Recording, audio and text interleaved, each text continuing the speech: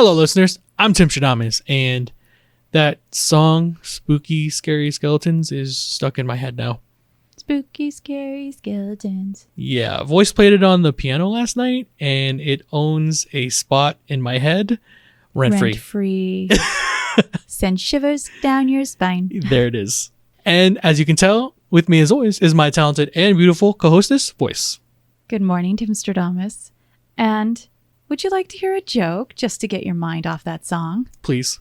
What is a vampire's favorite Halloween candy? I'm going to get this one right. Something with a cavity or something? I bet you're going to laugh really hard at this one. Let's hear it. A sucker. Aww. All right. Yeah, that makes sense. I'm going to get it at some point. One day. Voice and I enjoy reading and talking about stories from the internet that are interesting, funny, and dramatic. Because of our love of stories, we've come together and created this channel to share with you those experiences. And hopefully give you some food for thought. Well, why don't we jump right into the stories so I'll enjoy my morning cup of brew. What did you make today? So, I made you a tea that has green tea. It also includes pineapple, raspberries, blackberries, elderberries, and a little bit of orange peel. Ooh. Whoa. That's a 5 out of 5. Honestly, that's really good. Delicious fruits. There's definitely like an earthy taste to it. It's probably the green tea. But I still enjoy it, yeah. It's really good. I try to make it to where you wouldn't be, because you're not very much a green tea lover. No. So I had to really mask this up. Oh, mask you did. I did, with delicious sweetness. It's very good. Well, I'll go ahead and let you enjoy that brew while I delve into these stories.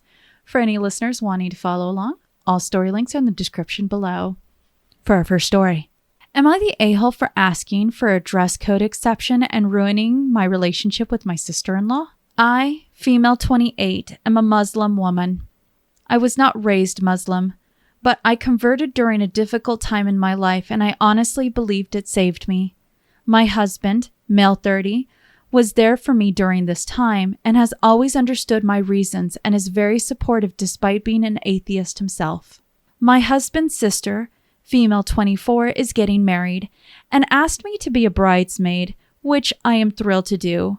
We have chosen a modest dress, which I can wear with a hijab, and there are no qualms on that front. The issue comes with her bachelorette party. She wants a Vegas-themed party, and all the girls must wear bikinis in coordinating colors. Now, I wouldn't mind this if I was just in the company of women, but I cannot show my body off in front of men, and two of the bridesmaids are my sister-in-law's gay best friends, male 24 and male 25. These two guys are lovely, and I have absolutely no issue with them, but I cannot wear a bikini in front of them. I tried to compromise with my sister-in-law and wear something modest, but still in the same color scheme, but she says I am being homophobic and ruining the vibe of the party. She said if I can't wear a bikini, then I shouldn't bother being a bridesmaid at all.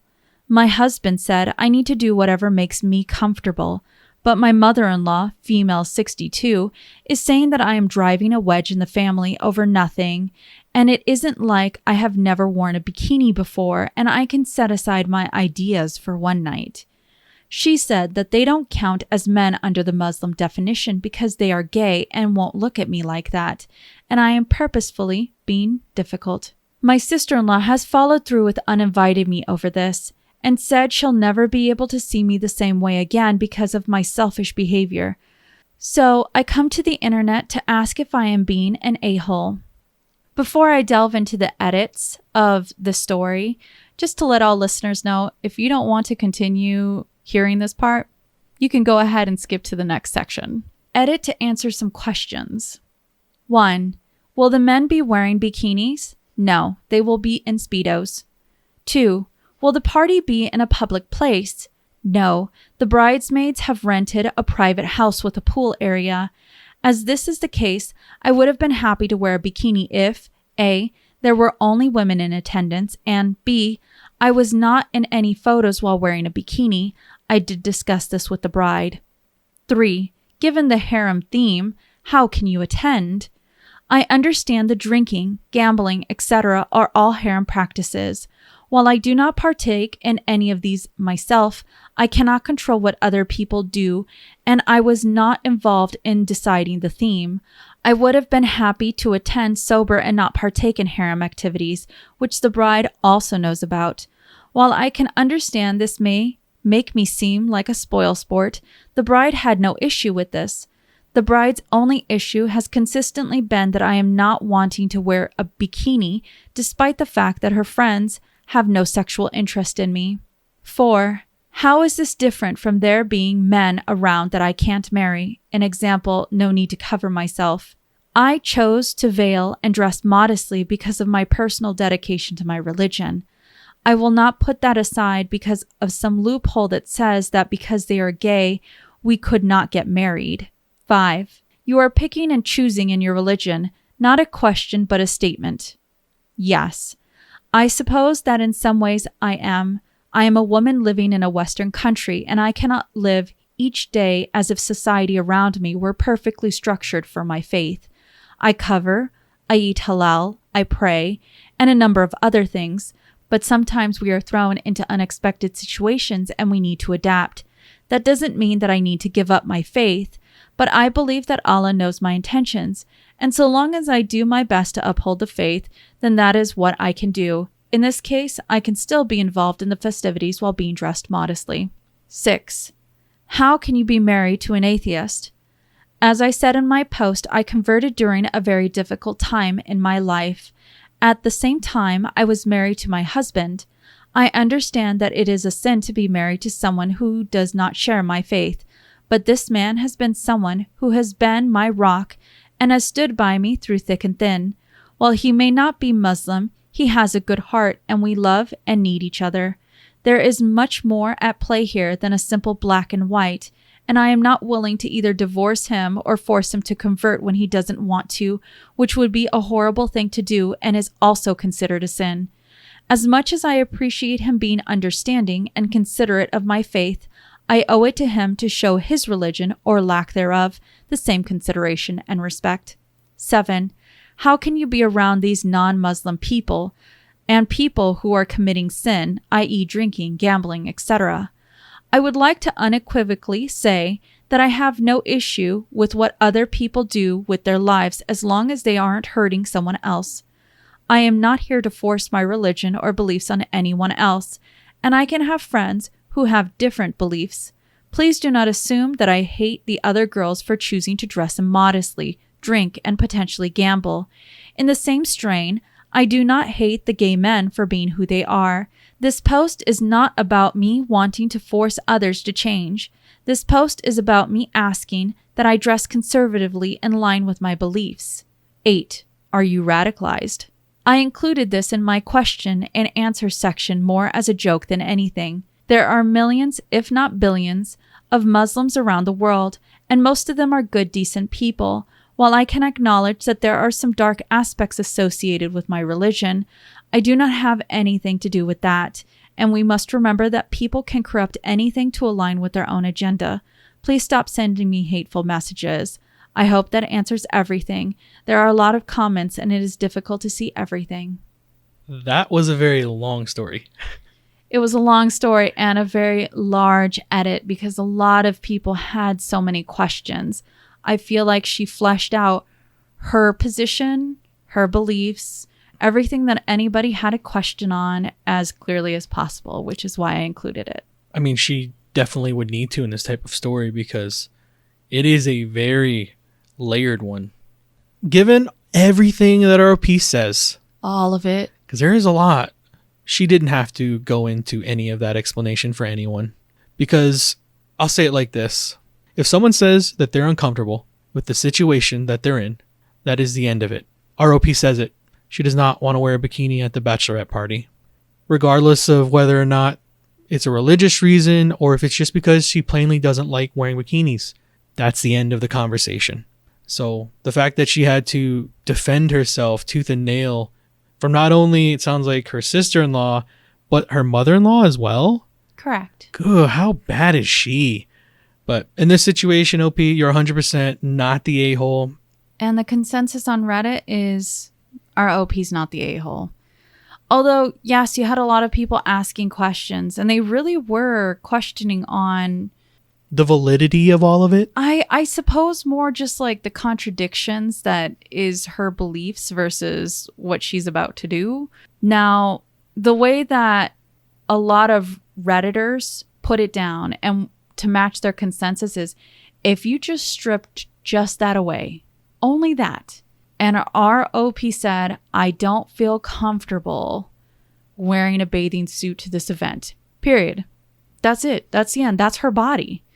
If they weren't willing to go ahead and concede and have her wear something more modest, she didn't need to go to the event. I truly feel that her sister-in-law took it one step too far because she was reading into it. But it shouldn't be that way. She was being conceding everywhere else when it came to her bridesmaid outfit, when it came to her not being in the activities, making sure she wasn't going to be included in photos. I wonder if maybe somewhere along the way, the bride felt like she was conceding too much to our OP. And for her, she could fight this one last straw. But why would that be the last straw?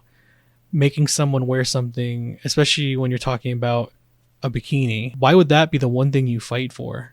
What does it matter what she wears at a bachelorette party? If she's uncomfortable with it, that's the end of the story. That's just a weird hill to die on, honestly. That is very odd. That OP definitely lives a interesting life, though. It is. Being very religious, but having a husband that's atheist. I'm certain that they've had a lot of conversations about their beliefs and morals and where they stand. So that is very interesting. But if they're still going strong, that means they do have very open door with each other when it comes to communication of their feelings. Well, let's go ahead and see how chivalrous our next relationship is, shall we? Am I the a-hole for refusing to give my girlfriend my jacket and shoes after I insisted on her to bring one? I, 21 male, have a girlfriend, 25 female. We've been together for 9 months, and the relationship is great. I'm a very chivalrous person, opening doors, walking by the road, giving her my jacket when she's cold, taking her out on dates and such. Recently, I have noticed she had picked up a habit of intentionally leaving her jacket behind and asking for mine, and not packing ballet flats when we go out. Because of this, I always give her my jacket and shoes when we go out, so I am cold and barefooted. I would have been carrying her instead, but I have back issues and putting any form of pressure on my back is not advised. I asked why she stopped bringing those along, and she said she can't find her ballet flats, and she keeps on forgetting her jacket. To avoid this happening again, I bought her a new pair of flats and kept them in my car. It has been raining the past few days, so the weather has been colder than usual. 2 days ago, we went on a date again, and before we left, I reminded her several times to pick up a jacket in case it starts raining. Just as we were about to leave, I asked her one more time to pick a jacket, and she said she had it in the car. Fast forward to after our date. We were taking a walk when she said her heels were hurting her feet, and she was feeling cold, so she wanted my jacket and shoes. Mind you, it rained a bit while we were on our date, so the grass was wet and muddy. I told her to wait for me on a bench, so I quickly grabbed her shoes and jacket from the car. She was hesitant and insisted she wanted mine, but I told her that hers was in the car, so I'll just grab it so we can both be comfortable. Turns out she had no jacket in the car.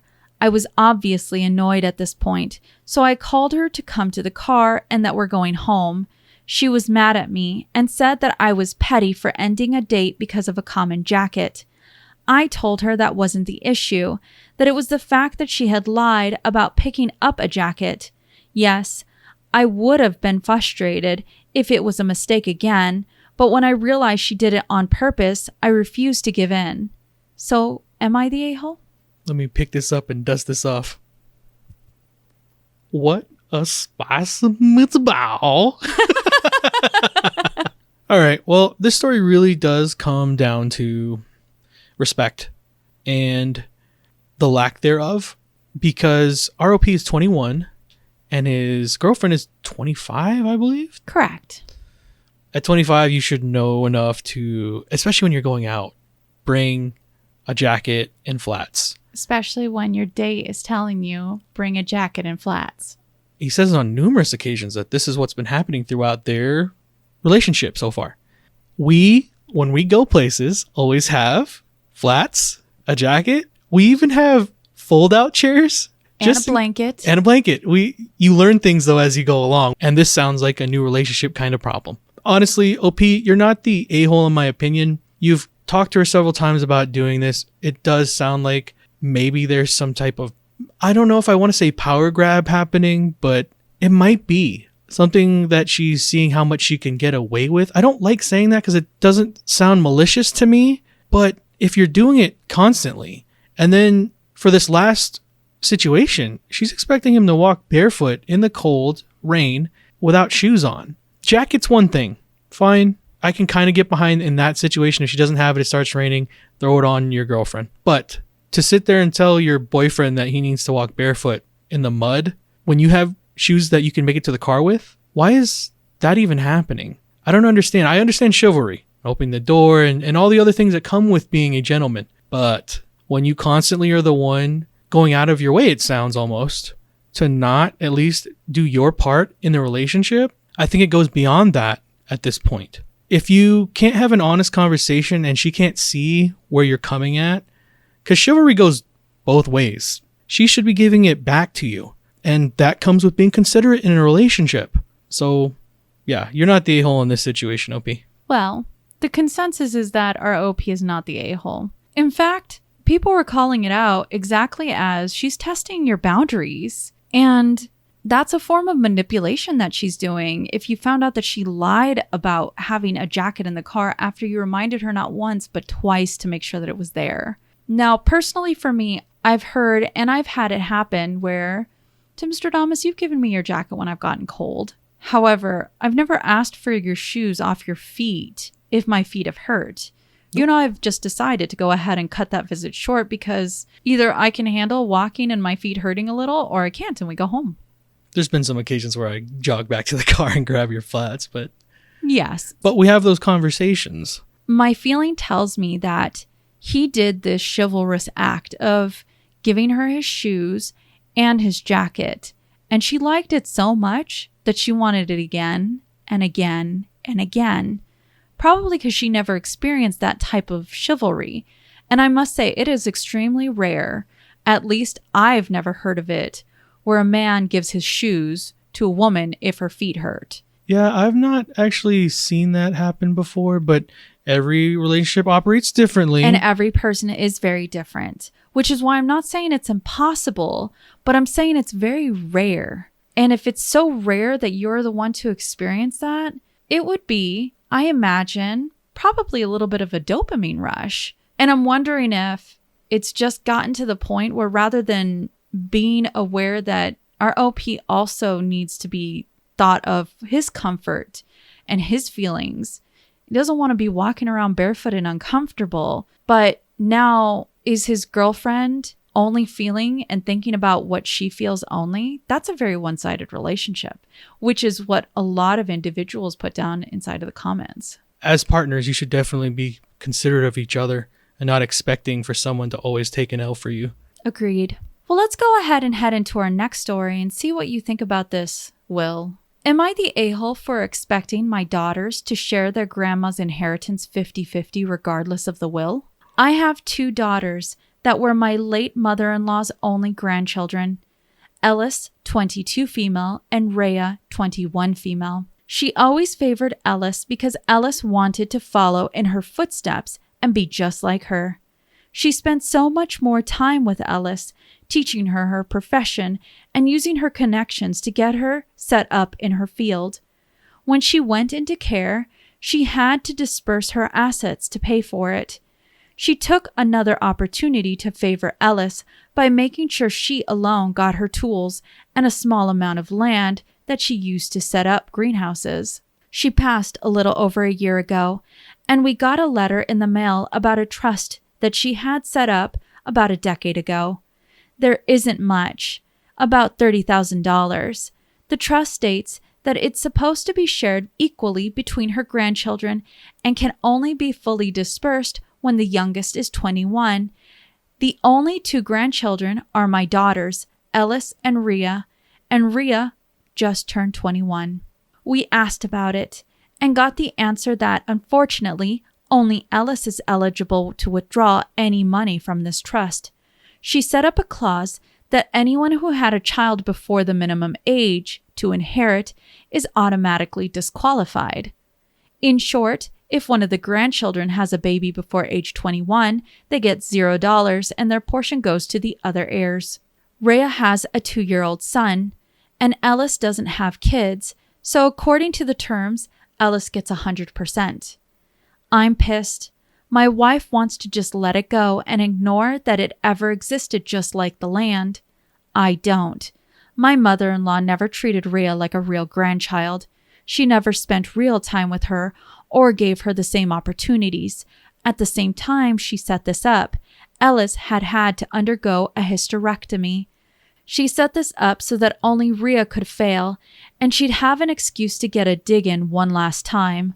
I swallowed the land thing because it was affected Ellis's career, and there were already things to maintain that only Ellis cared to, but this is too much.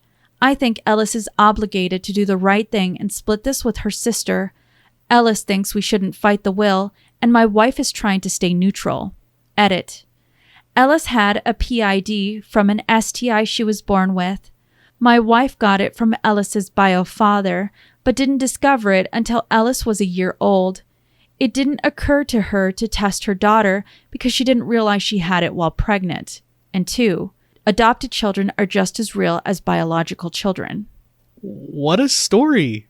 So why don't we get into this? Because there is something there at the very tail end of his story that I found interesting. The statement of adopted child. Is one of them adopted? So, they're both stepsisters. Okay. And when the OP married his wife, they adopted each other's biological children. Interesting. So, Ellis is biologically related to her mother, and Rhea is only biologically related to the father. So I'm guessing by all of this information that our grandmother does not like Rhea. Either she didn't like her, or potentially she just never had a close relationship with her. Well, maybe that is unfair for me to say, because the clause that was in the will, all it simply said was if you get pregnant before age 21, you're not in it. But what our OP is saying is, since Ellis had that hysterectomy, she can't have children anyway. So it was a done deal for her, for sure. That hysterectomy would have happened before she wrote this will. Correct.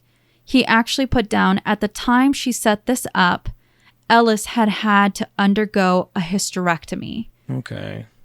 So grandmother would have known that it's not really playing on a fair field, but... Still possible. It is, but you also have to sit there and go, no one forced Rhea to get pregnant. Correct. That was just what happened in life. So for him to sit there and say that it was an unfair playing field, I didn't get. It definitely does sound like he has an opinion on the grandmother and about how she's dispersed her belongings. I do have another question, though. How long have they been stepsisters for? That's a good question. So in the comment section, our OP actually put down that they've been stepsisters since they were 11 and 10. Okay, and now they're both 21, 22. Correct. So they've been together a little bit in each other's lives.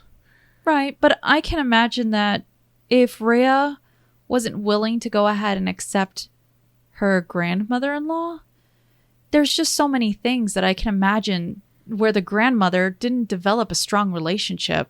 Sure. With, yes, adopted into, but that doesn't mean was born and raised with and grown up with grandma. Yeah. She might not have shared the same connection. And that's what it sounds like here. So I guess I'll say it like this. OP, I believe in this situation that you are definitely an a-hole. Regardless of how you feel about a will, the reason why a will is put in place is for people like you. Because when someone does pass and they have assets, they get the right to choose who gets them. At the end of the day, OP, you're the a-hole. Stop forcing your prerogative and trying to get one more dig in at your passed away stepmom. It sounds like you had an opinion about her too, and that comes across here. And the consensus on Reddit is that our OP is definitely the a-hole. And the way that you called him out on being childish is the same way Redditors called him out on being childish. They said, look, apparently Grandma's senses were tingling. She knew something was up. Now, what a lot of Redditors found fault with is that he tried to omit the fact that Ellis is not fully his child and that Rhea is not fully related to the grandmother. That would by far make a deciding factor on anybody's will, is the type of bond that someone has. Sure. And that's kind of the end of it. Maybe he was looking for a moral ground and going, well, look, morally, she should have split it 50-50, but that's not what we're talking about here. We're talking about if someone's right or wrong for a will. Correct. And you shouldn't force anybody into relinquishing your rights to anything if that is what was stipulated as should be done with it. I agree with that. Now, would it be nice if Ellis shared? Oh, of course. Everything's nice when it's shared. But should it be demanded of? No. Nope. Well, let's go ahead and go to our very last story and check out this hotel. Am I the a-hole for wanting to leave a bad review because my children couldn't attend a party at a hotel? My family checked into a hotel. Me, the hubs, and our children aged 12 and 13. When we booked, the owner had mentioned that around midweek, we would be the only residents in the hotel as they were hosting a private event for their twins' 13th birthday. When we booked, the owner had mentioned that around midweek, we would be the only residents in the hotel as they would be hosting a private event for their twins' 13th birthdays that weekend. Wednesday comes around and there are carpenters and scene dressers with box upon box of items for the party. The wife is there with the team and the party plan, also a guy who was an ex-Disney person making the magic happen. We go out all day, and when we get back, there is a magic entrance being tested to platform 9 3/4. The invites are the tickets to open the door. My children are amazed when the door opens the hall to the function room as a replica of Diagon Alley, with stalls set up with capes, wands, owls, spell sets, etc. tear the favors. The wife comes out and asks how our day has been, and we say, okay, but this looks amazing. What's it for? And she explains it's for the twins' 13th birthday, and it's a little party for friends/family as per our emails. She headed back in as there was a noise and she needed to check the grand hall to make sure the scenery hadn't fallen and the ceiling was working okay. So we head to the room, which goes straight past a service door, which is open. We take a sneaky look, and it's amazing. There are flickering candles everywhere, long tables just like the film. My two are excited. We head down to breakfast and casually mention the details of this party and ask if there's any way we can come. The owner looks at us as though we have 7 heads, politely declines, and reminds us it's just friends and family. Also, the hotel catering team has ensured there are enough favors for the guests. My children are heartbroken. After all, it would only be us 4, and you always get a few that don't show up. Again, they decline with the explanation that all favors are personalized and are in the houses of Hogwarts. We go out all upset. The weekend arrives, guests arrive for the party, and you can hear the laughter as they choose their school items and the character actors all muddled into one. We try to enter, but don't have a ticket to open the platform. I remember the service door, which is open as they are laying out all the food and cakes on the tables. The place is amazing. We get as far as the back of the room when an actor asks to see our tickets, as it hasn't been logged and we haven't got the school list. I explained we were guests at the hotel and asked to leave. My boys are upset and just don't get why they can't attend. We head downstairs when the owner is coming up with an epic cake, Hogwarts, with the Hogwarts Express going through a tunnel. I try once more to get an invitation which falls on deaf ears. She mentions they are hosting a ticketed Harry Potter party next weekend, and there are still tickets. I lose it, and I might be the a-hole for this. I threaten to leave a bad review unless we get an invitation. Would I be an a-hole to do this, as I think it is cruel to leave 2 children out of the fun? I can't not say it. Oh, spoiler, I'm quite floored that they would post this on the internet. You were told that when you booked this hotel, that there was going to be a party that was held for the hotel owner's kids. And you said, cool, you agreed to that. So the build up to this, they get a sneak peek at what sounds like an amazing party. Don't get me wrong. I would have cut out some nasty burlap sack and I would have been Dobby popping up in there as an actor because your boy's getting an invite. Dobby just wants some cake. That's what I would have done. Not really, but you get where I'm going. That's fantastic. I would have loved that. Now, I think if we were passing by, we understood signing up that this was what was going to happen for their children and their friends and family. We would have just admired it for what it was and then moved on with our lives. Oh, definitely. I think we probably would have gone back to that hotel that following weekend to go to this event. I would have made it happen. But that's not what ROP did. ROP took it upon themselves to be told several times before the event that they are not getting a ticket. And then the night of the party, they go through the back door. Your entitlement, OP, is terrible. It sounds like our OP needs to do a little bit of growing up herself. In my opinion, OP, you're definitely the a-hole. Stamped and approved. So, yes, consensus overwhelmingly, our poster is the a-hole. In fact, their comments to Redditors, it's so bad. The entitlement drips from every comment that she put down.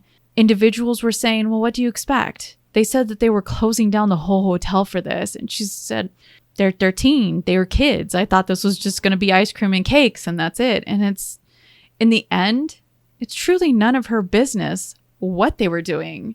Is it amazing that they even had that event going on? Of course. They put so much effort to set this up that they're apparently making this an open event the following weekend. Their complaint was, one, it's the following weekend. They're not going to be there. And it was £50 or $61 per ticket. So they would have had to spend £200 to go ahead and come back just for this event. It doesn't include the hotel costs of trying to stay all over again. But if the event is that worth it, I was actually really thrilled when this morning I saw you wear the shirt that you did. Because I was like, oh, I ended this perfectly. How fortuitous of me. Now, I think it's absolutely crazy because the commenter said, do they have any reason for you to leave a bad review? Did the noise making of setting everything up? Were they rude? Were you not being taken care of? ROP actually puts down they were lovely and exceeded their expectations. But this one issue took off the shine. They would have left them a bad review because they couldn't have their way. That's it. Not because of their hotel stay, not because their rooms are messed up or their service was bad, simply because they didn't have their way for a private event that was described to them and told to them multiple times, this is for friends and family only. In fact, she actually goes on to speak of her entitlement more when she said, my boys were asking her twins how the party went, and they refused to talk about it. Well, I'm pretty sure that's because they've been told by their parents that it's only going to lead to more problems. Exactly. Because if their parent wasn't able to take no as an answer, do you think the kids would? And I assume that's probably what they were instructed to do. Don't talk about it. You don't want to make people jealous that apparently they're already jealous for not being included to a private event. I keep going back to this because I think it's very important. If you're not invited, You're not invited. Respect that. Well, was that our last story? That was our last magical story. That was a good way to end off. I like when people get theirs. Yes, I agree. Well, as our stories come to a close, don't forget, you see in the world what you carry in your heart. If you have enjoyed listening to us read and talk about today's stories, please rate, subscribe, and turn on notifications for new content. We are regularly posting on Monday, Wednesdays, and Fridays. And we would like to go ahead and say a warm thank you to all of our patrons for supporting our channel. We would also like to hear all the listeners' viewpoints in the comments section below.